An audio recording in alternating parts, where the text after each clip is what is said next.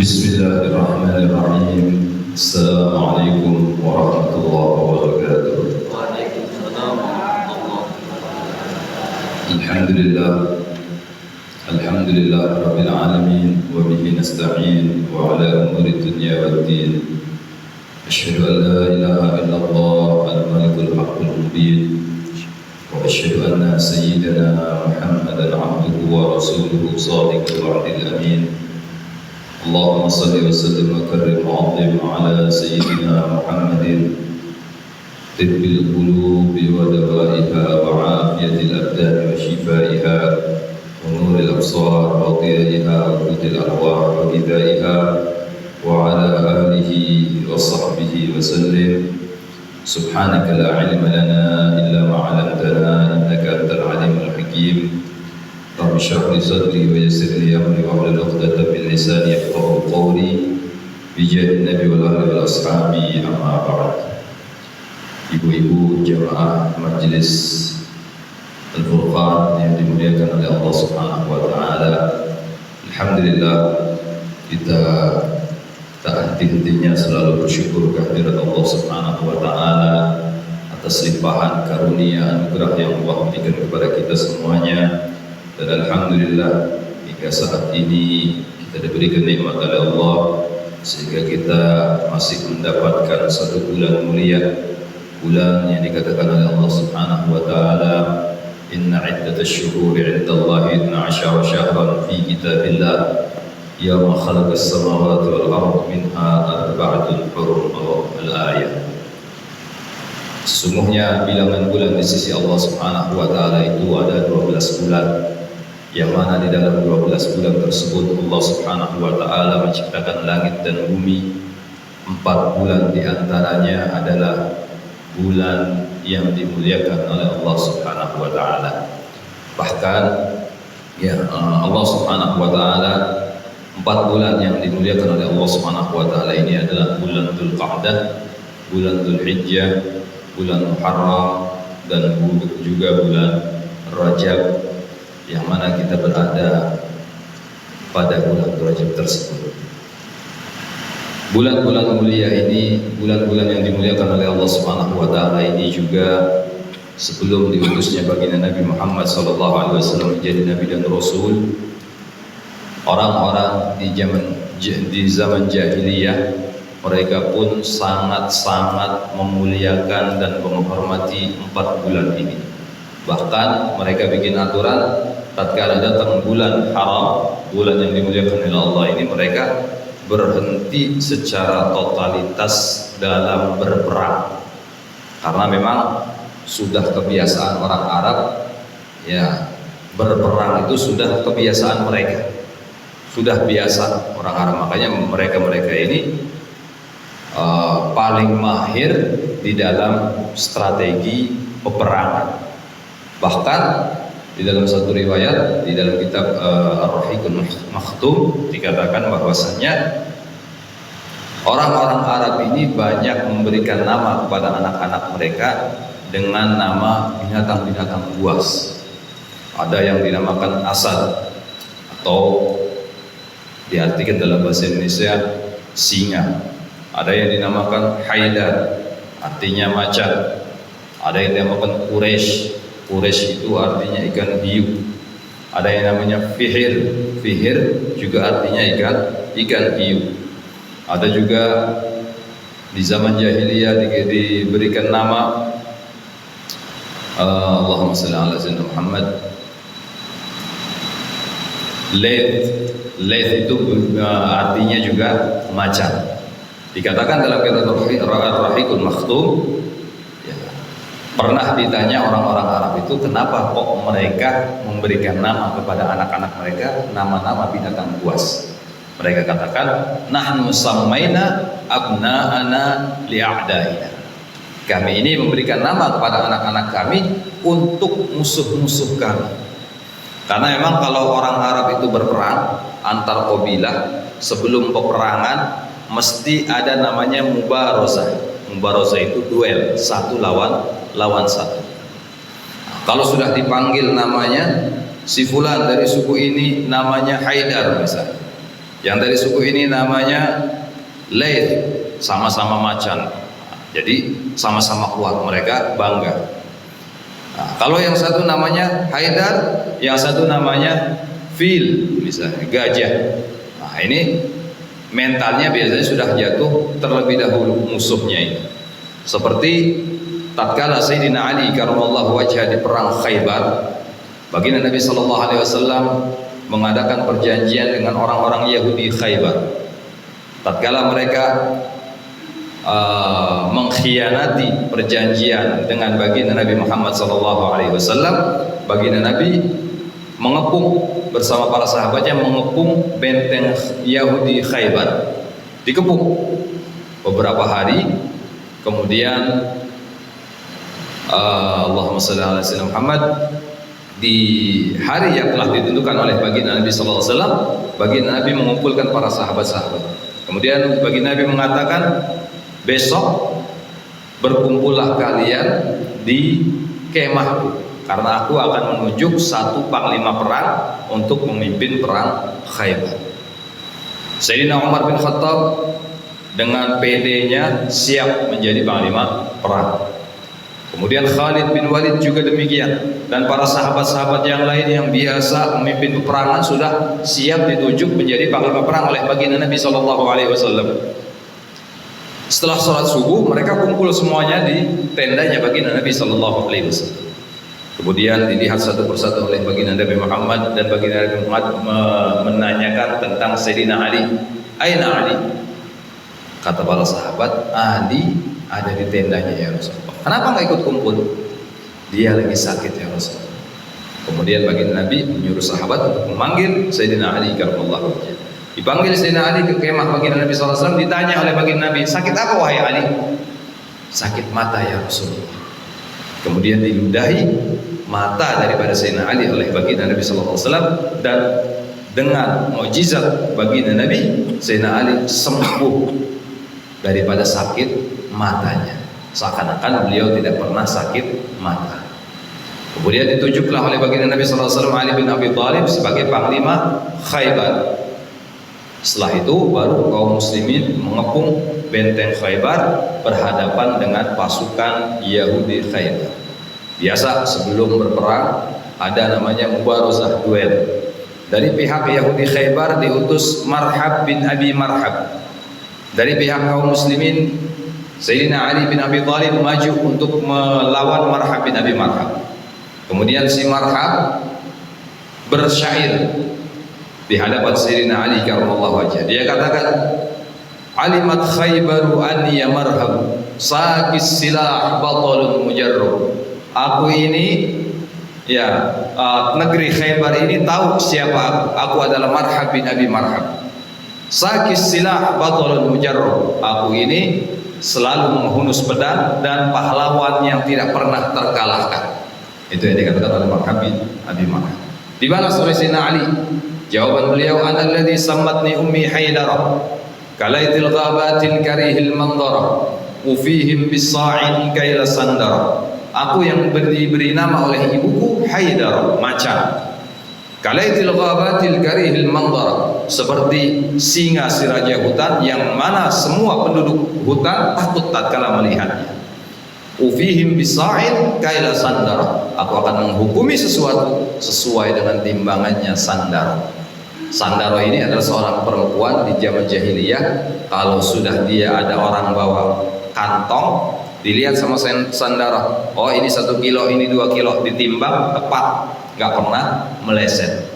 Kata Sayyidina Ali, aku akan menghukumi sesuatu akan sesuai dengan timbangannya sandar. Kemudian tatkala mendengar syairnya Sayyidina Ali bin Abi Thalib, Marhab bin Abi Marhab gemeter. Karena ibunya pernah berpesan, wahai Marhab, dimanapun engkau berada, siapapun lawanmu, engkau tidak akan pernah kalah perang kecuali engkau menghadapi Haidar, macan. Dengan mendengar kata Sayyidina Ali Haidar, maka Marhab ini gemetar dan terjadi duel antara Marhab dan Sayyidina Ali, dan Marhab terpenggal kepalanya oleh Sayyidina Ali bin Abi Thalib. Kemudian baru kaum muslimin masuk ke pintu Khaybar. merobohkan pintu gerbang Khaybar, dan sahabat ingin mengangkat pintu Khaybar ini tidak kuat, padahal berapa puluh sahabat mengangkat pintu Khaybar tidak ada yang kuat.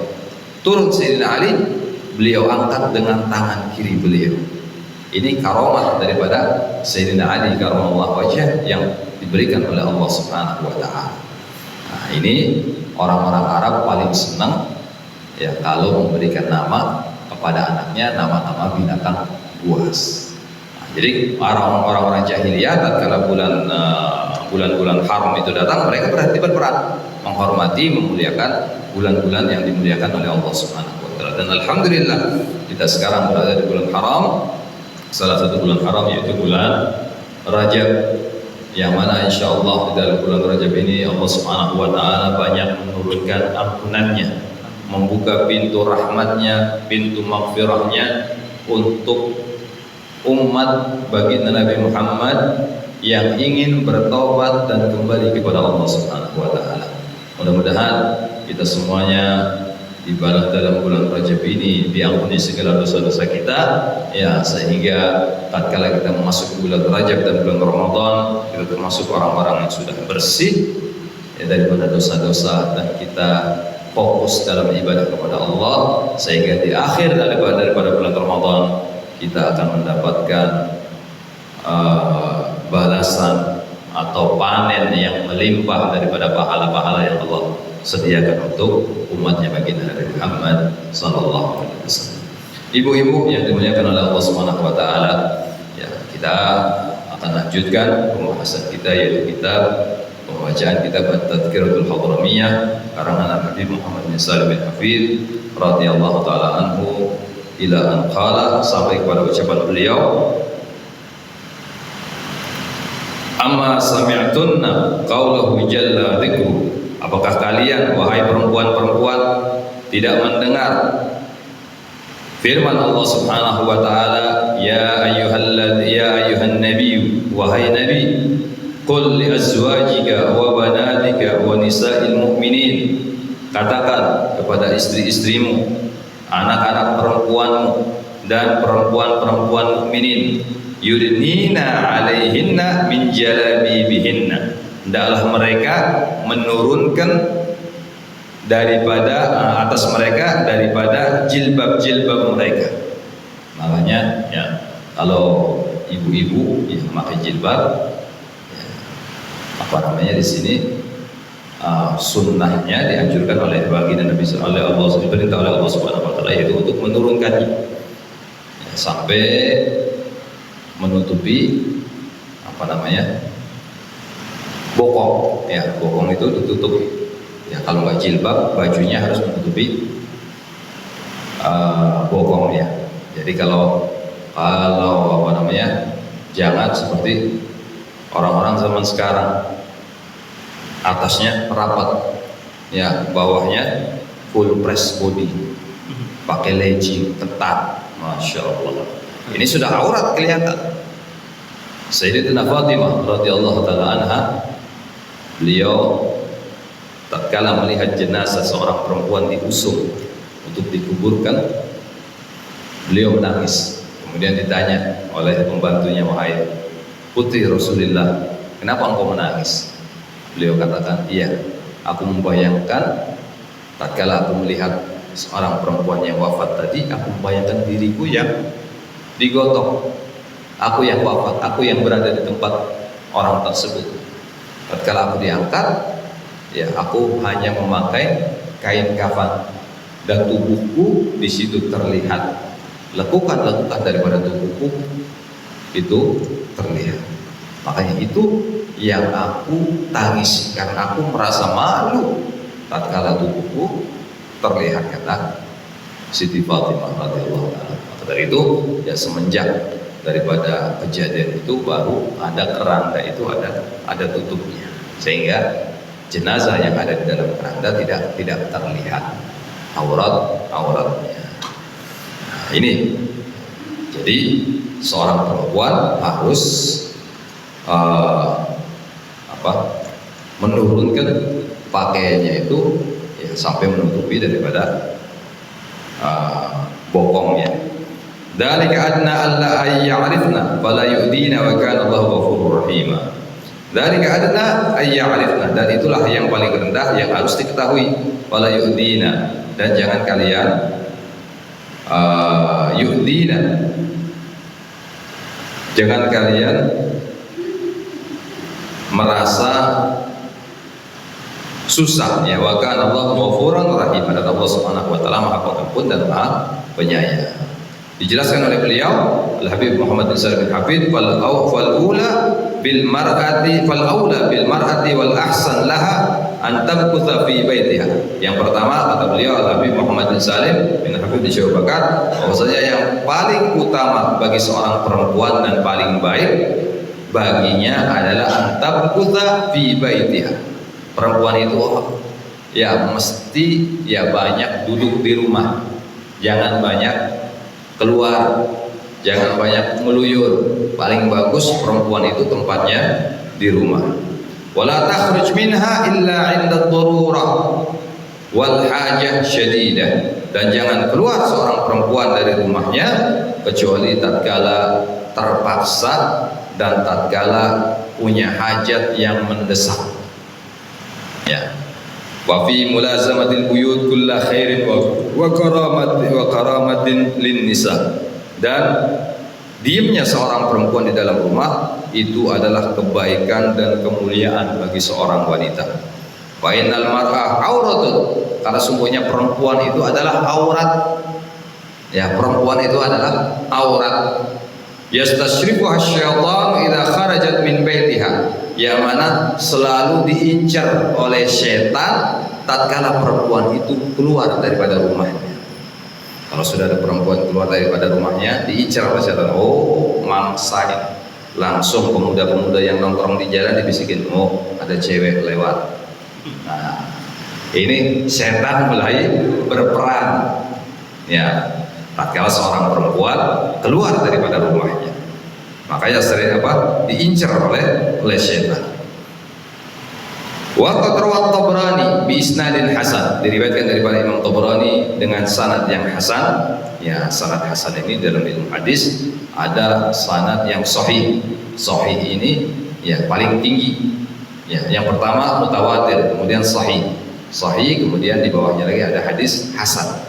Ya, hadis hasan itu derajatnya di bawah hadis sahih. Imam Tabrani meriwayatkan Ani Nabi sallallahu alaihi wasallam, diriwayatkan daripada baginda Nabi sallallahu alaihi wasallam, qala, beliau bersabda, an-nisa'u auratun, perempuan itu adalah aurat. Wa innal mar'ata la takhruju min baitiha wa ma biha ba'sun, dan seorang perempuan la takhruju min baitiha, dia keluar daripada rumahnya, wa ma biha ba'sun, dan tidak mengapa. Ya, tidak ada keperluan, maksudnya tatkala perempuan itu keluar daripada rumahnya tanpa keperluan yang mendesak tadi seperti yang dikatakan oleh Habib Muhammad bin Salim, fa yastashrifuha syaitan, maka diincar oleh syaitan. Fa yaqulu innaki, kemudian syaitan mengatakan innaki la tamurrina ala ahadin illa a'jabtihi, tidaklah kamu ini wahai perempuan, dibisikin oleh setan, tatkala kamu lewat ya di hadapan seseorang, maka orang tadi senang kepada kamu, kagum kepada kamu. Wa innal mar'ah la talbasu thiyabaha wa yuqalu laha aina turidin, tatkala seorang perempuan itu memakai bajunya, kemudian dikatakan oleh setan, aina turidin, mau kemana kamu? Fataqul, perempuan itu mengatakan, a'udhu maridhan, aku mau menjenguk orang yang sakit. Au usyhidu janazah, atau menghadiri jenazah takziah. Au usalli fil masjid, atau salat di masjid. Wa ma 'abadat imra'atun rabbaha mithla an ta'budu fi baitiha, tidaklah seorang perempuan beribadah kepada Tuhannya yang lebih baik kecuali dia ibadah di rumahnya, kata baginda. Jadi perempuan kalau mau ibadah lebih baik di rumahnya. Makanya perempuan itu ya paling bagus sholatnya di musola. Musola itu adalah tempat sholatnya perempuan yang ada di rumah.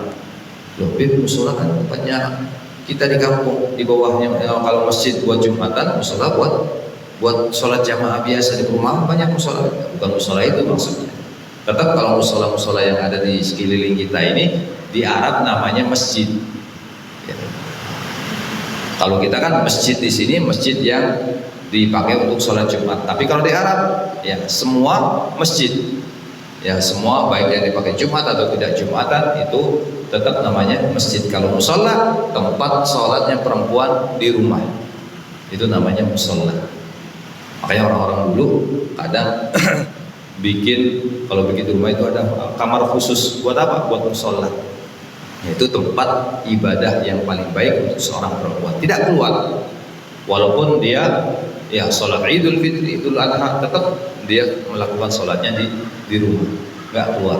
Karena kalau sudah keluar, seorang perempuan keluar, yastashrifuha syaitan, diincar oleh setan dan bisa menjadi fitnah. Kalau di rumah tak pernah pakai parfum ngadapin suaminya, tapi kalau sudah Idul Fitri, orangnya di sini 3 kilo sudah baunya sudah kecium. Yang biasanya nggak pakai lipstik, nggak pakai bedak, ya depan suaminya, tapi tatkala Idul Fitri, paling tebel, paling cantik sendiri. Nah ini, makanya lebih bagus perempuan itu untuk menjaga fitnah, nggak usah pergi ke masjid, tetap di rumah. Lebih bagus potongin lontong, bikin opor, begitu bu. Nggak usah ikut sholat Idul Fitri atau Idul Adha. Itu lebih aman, lebih terjaga. Kemudian bagi lil mar'ati an tusyrifa nafsaha, dan sepatutnya bagi seorang perempuan hendaklah dia bisa menjaga dirinya bimulazamati baitiha, dengan selalu berada di rumah, khususan idza yassarallahu laha man yaqum bi kifayatiha min abin au ibnin au zaujin. Apalagi tatkala ada yang memberikan nafkah kepada perempuan tersebut daripada suaminya atau ayahnya atau anaknya, sudah dijamin semua sama suami, sudah dijamin, sudah di rumah, nggak usah kemana-mana, nggak usah jualan di pasar, nggak usah bisnis sekarang gampang, online lewat handphone bisa. Jadi tetap di rumah. Apalagi ada yang menjamin kehidupannya, suaminya, anaknya atau ayahnya. Nah, makanya perempuan itu lebih bagus di rumah, kata beliau. Kemudian fa'in ihtajat ilal khuruj, apabila dibutuhkan seorang perempuan itu harus terpaksa untuk keluar, fal takhruj mustatiratan, hendaklah dia keluar dengan menutup semua badannya. Ya, ditutup semua badannya. Ya, kayak orang-orang perempuan-perempuan yang pakai cadar itu lebih bagus keluar. Auratnya ditutup semuanya. Karena kita dalam mazhab Syafi'i, ya, auratnya perempuan itu selain atau di luar sholat semua anggota tubuhnya. Tapi kalau dalam sholat semua anggota tubuhnya kecuali wajah dan telapak tangan. Nah, itu. Jadi kalau kita di Indonesia ini ibu-ibu hanya pakai jilbab, ini masih ikut mazhab Hanafi. Kalau mazhab Hanafi cukup pakai jilbab, nggak apa-apa. Nah, yang penting kita keluar rumah, ibu-ibu keluar rumah pakai jilbab, ditutup auratnya. Ya, auratnya ditutup. Kemudian wa 'alaiha ghaddu basariha, dan atas perempuan tadi untuk menjaga daripada pandangannya. Bukan hanya laki-laki saja yang disuruh untuk menjaga pandangannya daripada perempuan pun harus bisa menjaga pandangannya daripada laki-laki yang bukan mahramnya. Ya, wala taltafit, dan jangan tengok kanan tengok kiri. Wala tanzur ghairi tariqiha, dan jangan melihat kecuali jalannya. Lurus, ya, jalannya ke depannya lurus. Jangan tengok kanan tengok kiri. Ya, kalau tengok kanan tengok kiri kayak jalannya ayam. Ayam kan gitu kalau udah datang ya jalan tengok kanan tengok kiri. Jadi lempeng lurus. Wala tamassu tiban inda khurujnya, dan jangan pakai parfum kalau keluar ibu-ibu. Parfum itu untuk suami di rumah, kalau keluar nggak usah, nggak apa-apa. Tapi bau ya, kalau nggak mau bau ya pakai minyak kayu putih ya. Nah, baunya atau pakai GPO. Oh, habis pijit nih ibu-ibu katanya. Nggak apa-apa kalau keluar. Kalau parfum khusus untuk suami di rumah. Ya. Waqad warada nahyu an dzalika, dan itu ada hadisnya tentang larangan perempuan itu keluar memakai minyak wangi. Ya. Ini wa an dzalika qala sallallahu alaihi wasallam. Baginda Nabi sallallahu alaihi wasallam bersabda, ya. Ayyuma mar'atin ista'tarat, perempuan manapun yang memakai wangian, thumma kharajat, kemudian dia keluar, famarat ala qaumin, kemudian lewat di depan sekelompok orang, la yajidu rihaha fahiya zaniyah, kemudian kaum tersebut, orang-orang yang kumpul tadi, tatkala perempuan itu lewat tercium bau wangi daripada perempuan tersebut, ya dikatakan oleh baginda Nabi sallallahu alaihi wasallam fahiya zaniyah, maka perempuan itu adalah perempuan penzina. Na'udzubillah. Rawahu Abu Dawud wa Tirmidzi, diriwayatkan oleh Abu Dawud dan Tirmidzi. Hiya bisababi dzalika muta'arridatun lizzina sa'iyatan fi asbabihi. Ya, dikatakan sebagai penzina karena dengan harumnya perempuan yang lewat tadi menyebabkan naiknya syahwat dan bisa menyebabkan terjadi perzinahan. Na'udzubillah. Qala al-Allama Sayyid Abu Bakar bin Syihabuddin, dikatakan oleh Al-Habib Abu Bakar bin Syihab dalam syair beliau, wa man takun bainar rijali masyah bitibi wa ya bil hadithi zaniyah, barang siapa seorang perempuan ya lewat di hadapan laki-laki, berjalan di hadapan laki-laki, bitibi dengan memakai minyak wangi, fahiya bil hadithi zaniyah, menurut hadis tadi dia termasuk perempuan yang berzina. Na'udzubillah. Tsumma dzakara ba'dun nisa al-maghrurat faqala rahimahullah, kemudian beliau menceritakan tentang perempuan-perempuan yang tertipu. Ya, faqala rahimahullah, beliau mengatakan wa ba'dhuhunna tad'i wa taz'um, sebagian wanita mengaku bi annaha taquddu amma yahrum, bahwasanya dia menjaga penglihatannya daripada yang diharamkan oleh Allah Subhanahu wa taala, wa annaha fi ghayatil afaf, dan dia termasuk perempuan yang sangat menjaga kehormatannya, wal bu'du an radha'il awsaf, tapi hal itu semuanya jauh, bahkan perempuan itu melakukan ya mempunyai sifat-sifat yang hina. Wa yatadillu fit tariqi radi'ah, dia berjalan di satu jalan ya la tastahi dahibatun rajiyah, dan dia tidak malu mondar-mandir di jalan tersebut. Ala yasihu madda'atul jahiliyah qaulun bila fi'lin da'wa batilah, bahwasannya ya dia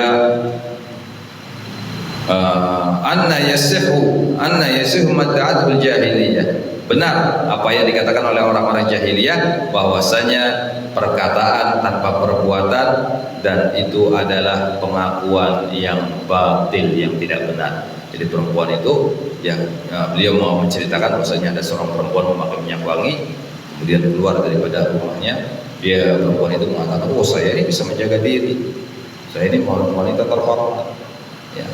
Padahal ya, dengan sebab dia memakai minyak wangi dan keluar daripada rumahnya lewat di hadapan laki-laki, maka akan menyebabkan terjadinya perzinahan, maksiat akan terjadi, dan perempuan ini sebenarnya bukan perempuan yang bisa menjaga kehormatannya, tapi dia itu perempuan yang mempunyai sifat-sifat yang rendah, kata beliau. Na'udzubillah. Ada wal tahtarizil mar'ah kullal ihtiraz anin nazari ila rijalil ajanib. Kemudian seorang perempuan juga harus bisa menjaga pandangannya daripada laki-laki yang bukan mahramnya. Fa inna Allah azza wa jalla fa inna Allah jalla wa ala sungguhnya Allah subhanahu wa ta'ala qad amaraha ghaddu bi ghaddil basar, telah memerintahkan wanita itu juga untuk menjaga penglihatannya. Wa inna katsiran minan nisa yajhalna tahriman nadhar ila ar-rajul al-ajnabi, dan banyak wanita-wanita ini tidak tahu bahwasanya haram hukumnya melihat laki-laki yang bukan mahramnya. Fa innahu yahrumu nadharuha ilaihi kama yahrumu nadharuhu ilaiha, seperti halnya seorang laki-laki juga haram melihat perempuan yang bukan mahramnya. Faqad ra'a Ummu Salamah annaha kanat 'inda Nabi sallallahu alaihi wasallam. Ini ada satu cerita hadis, pernah Ummu Salamah, ya diriwayatkan daripada Ummu Salamah tatkala beliau digilir oleh baginda Nabi sallallahu alaihi wasallam. Jadi baginda Nabi sallallahu alaihi wasallam punya istri 9 ya waktu di Madinah, termasuk Siti 9 atau 11 istrinya baginda Nabi? 9 termasuk Siti Khadijah. Berarti waktu di Madinah ada 8 istrinya baginda Nabi sallallahu alaihi wasallam. Ya, tatkala dapat giliran di rumahnya Ummu Salamah, ya Ummu Salamah mendapat giliran ya tidur di tempat beliau baginda Nabi sallallahu alaihi wasallam. Kemudian tatkala di rumah si Ummu Salamah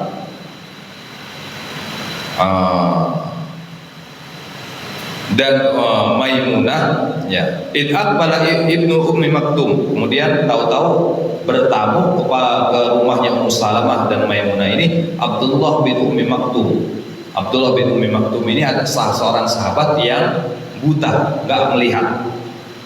Ya, pada khala alaihima, kemudian masuk bertamu di rumahnya baginda Nabi sallallahu alaihi wasallam. Faqala alaihi wasallam ihtajiba minhu. Kemudian baginda Nabi sallallahu alaihi wasallam masuk, bilang kepada istri-istri beliau Ummu Salamah dan Maimunah, pakai kerudung kalian, tutup aurat kalian.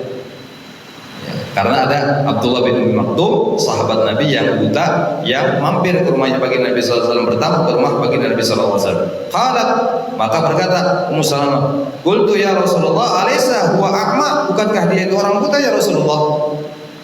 La yubsiruna, dia tidak melihat kami, kata Ummu Salamah. Faqala sallallahu alaihi wasallam, Nabi sallallahu alaihi wasallam juga menjawab, afa amaya, apakah kalian juga buta? Atau baginda Nabi, ya wa an antuma alastuma tubsiranihi, bukankah kalian berdua ini melihat Abdullah bin Ummi Maktum? Jadi walaupun Abdullah bin Ummi Maktum itu buta, tapi kalian juga melihat Abdullah bin Ummi Maktum. Berarti menjaga pandangan itu wajib, ya hukumnya bagi seorang laki-laki dan perempuan dalam menjaga daripada hal-hal melihat lawan jenisnya yang bukan mahramnya. Jadi istri baginda Nabi SAW juga diperintahkan untuk berhijab tatkala kedatangan Abdullah bin Ummi Maktum.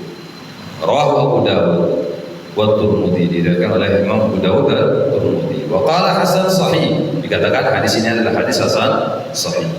Wala yajuzu nadhrul ma'al syai'in min ar-rajul, dan seorang perempuan juga tidak diperbolehkan melihat sesuatu sekecil apapun daripada laki-laki. Wa dzalika lima dzukira, dan itu semuanya sesuai dengan hadis yang disampaikan tadi. Wali anna qasduha minhu ka qasdihi minha, karena tatkala memandang itu mesti ada tujuan, seperti seorang laki-laki juga memandang seorang perempuan. Kalau laki-laki melihat perempuan cantik, langsung ya melotot, ya nggak kedip-kedip, masya Allah bunga desa lewat misalnya. Perempuan juga begitu, kalau ada laki-laki ganteng lewat, apa namanya, satriaku lewat, ya, atau apa sih? Seperti itu sama. Jadi pandangan itu bisa menimbulkan syahwat. Tujuannya sama. Wa'laman, dan ketahuilah dzalika wa'laman bihi, dan ketahuilah tafuzna insyaallah taala bil khair wal karamah. Kalau seorang perempuan bisa menjaga pandangannya dan laki-laki juga bisa menjaga pandangannya daripada perempuan yang bukan haramnya, maka kedua-duanya ya mereka tafuzna insyaallah taala bil khair wal karamah, akan mendapatkan kebahagiaan dengan mendapatkan pahala kebaikan daripada Allah Subhanahu wa taala dan kemuliaan dari Allah Subhanahu wa taala. Wal tahdhiril mar'a aidan min kashfi awratiha bi hadratin nisa. Dan juga seorang perempuan diperingatkan untuk tidak membuka auratnya bi hadratin nisa, di hadapan perempuan lainnya. Di hadapan perempuan lain saja dilarang membuka aurat, apalagi di hadapan laki-laki yang bukan mahram. Sama-sama perempuan nggak boleh buka aurat sembarangan. Wa auratul mar'ah inda nisa'il muslimat, dan auratnya seorang perempuan di hadapan perempuan muslimat lainnya ma baina surratiha wa rukbatiha. Batasannya mana auratnya perempuan kepada perempuan yang lain sama-sama muslimah? Antara pusar dan lutut. Ya, perempuan sama perempuan sama-sama mandi di kali, misalnya mandi di kali. Zaman dulu masih belum ada kamar mandi, mandinya di kali. Ya, boleh di hadapan perempuan, tapi harus menutup auratnya baina surrah wa rukbah, antara pusar dan lutut. Itu aurat perempuan sama perempuan lainnya sesama muslim. Wa idzal kafirat yajibu an tastur jami'a badaniha. Kalau di hadapan perempuan yang non muslim, maka semua badannya seperti perempuan di hadapan seorang laki-laki. Itu auratnya perempuan muslimah. Ya. Illa ma yabdu 'alaiha indal mihnah, kecuali yang nampak dan itu sangat arjah, ya sangat dibutuhkan, muka atau telapak tangan nggak apa-apa. Wala yajuzu an takshifal mar'atu ma baina surratiha wa rukbatiha inda ahadin minan nisa, dan tidak diperbolehkan seorang perempuan membuka auratnya antara pusar dan lutut di hadapan perempuan lainnya, walau kana ummaha, walaupun ibunya, au ibnatiha, atau anak perempuannya. Mentang-mentang dalam rumah anaknya ganti baju langsung aja, ya nggak pakai di kamar mandi, ini haram, nggak boleh, walaupun di depan anak perempuannya, ya nggak boleh, tetap harus menjaga auratnya baina surrah wa rukbah, antara pusar dan sampai ke lutut. Au ukhtiha, ataupun adiknya atau saudara perempuannya, au khadimatuha, atau pembantunya. Fa inna dzalika haramun, karena sungguhnya membuka aurat di hadapan mereka ya di luar daripada pusar dan juga lutut haram hukumnya. Kama la yajuzu la takshifa min badaniha inda nisa'il kafirat, seperti halnya seorang perempuan muslimah diharamkan membuka auratnya semua badannya ya di hadapan perempuan kafirat, siwa ma yabdu indal mihnah, kecuali yang nampak, wallahu, seperti muka dan telapak tangan, wallahu a'lam. Jadi itulah auratnya perempuan kepada perempuan yang lainnya. Jadi seorang perempuan, ibu-ibu ya dilarang untuk membuka auratnya baina surrah wa rukbah, walaupun di hadapan ibunya, di hadapan anak perempuannya, di hadapan saudara perempuannya, itu haram. Ya, apalagi di hadapan perempuan kafirah, ya perempuan yang non muslim harus ditutup semua badannya kecuali yang penting muka.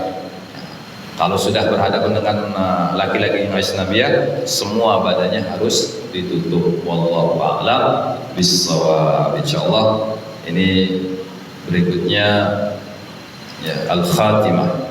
Jadi bab masalah bab penutup. Barangkali ada pertanyaan, Dipersilakan itu. 2 pertanyaan boleh. Tentang pembahasan tadi atau di luar pembahasan? Silahkan.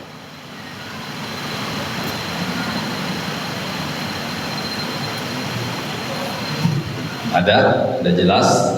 Masalah auratnya perempuan? Jelas ya. Kalau sudah jelas, ada pertanyaan, mari kita sama-sama tutup ya dengan membaca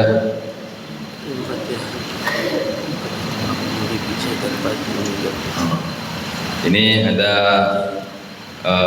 permintaan dari Ustaz Bukhari yang bibi beliau pagi hari tadi dipanggil oleh Allah Subhanahu wa taala. Semoga Allah Subhanahu wa taala mengampuni segala dosanya. Semoga Allah Subhanahu wa taala menggantikan kesalahannya dengan kebaikan. Semoga Allah Subhanahu wa taala menerima amal ibadahnya dan Allah tempatkan di tempat yang terbaik di sisinya. Ya ala hadini ya qulil salihah wa li umiyati billah Allah yaghfir laha warhamha wa afiya wa afu anha wa simat khalaha wa waj'al qabraha rawdah min riyadil jinan wa tajal qabraha kufran min qubur niran ala hadini ya qulil salihah wa ala man nawaina wa ala muslimina wa salafun salihun wa ila hadratin nabi sallallahu alaihi wasallam al-fatihah. Iya.